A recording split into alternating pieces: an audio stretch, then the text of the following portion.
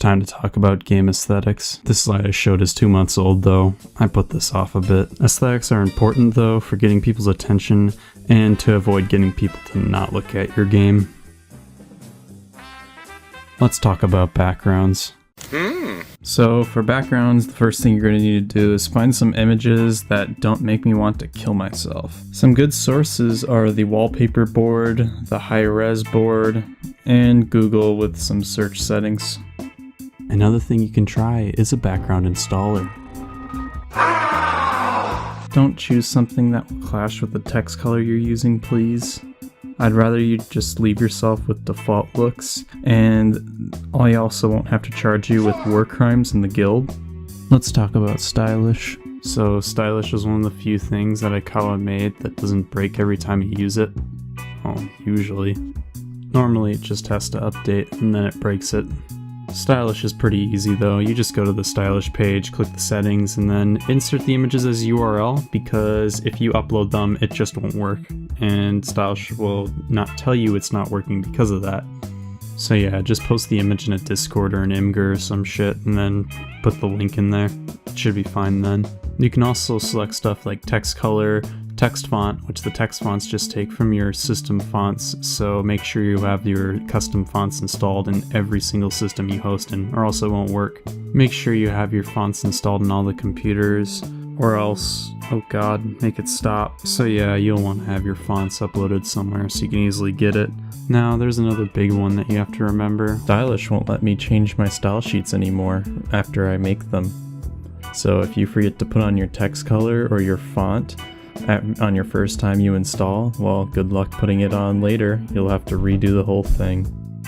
Time to move on to the other important aesthetic part of any game. Win cards, depending on the person, are as important or more important than even backgrounds.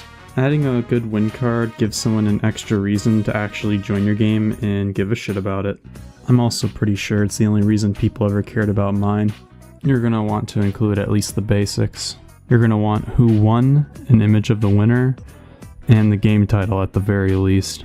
You'll also want to have a kill count, what district they're from, and some indicator of game size, kind of like difficulty. I also like including original win card elements in it too, but not everyone does that. You don't really have to. And just a quick mention to doing video win cards, you're going to want to use just a regular video edit program, and you're going to also want to have a converter, because most video edit programs can't export to WebM with sound. For converting, I use a legally acquired ANVSoft because it allows me to control bitrate among other things. Anyway, that's most of the basic stuff about win cards. Since most of it's about taste, I can't really get into individual win cards. Just make it so you think it looks good and it isn't eye cancer. Speaking of cards, let's talk about another type of card. Fuck you! There's not a lot to say here, so I'm gonna make it quick.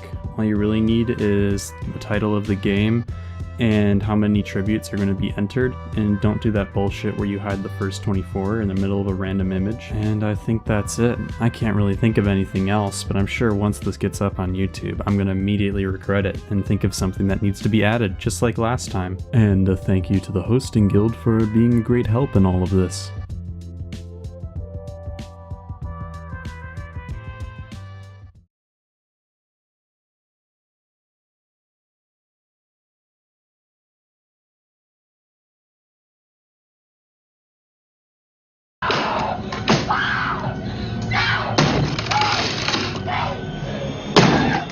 Here's Junko Enoshima.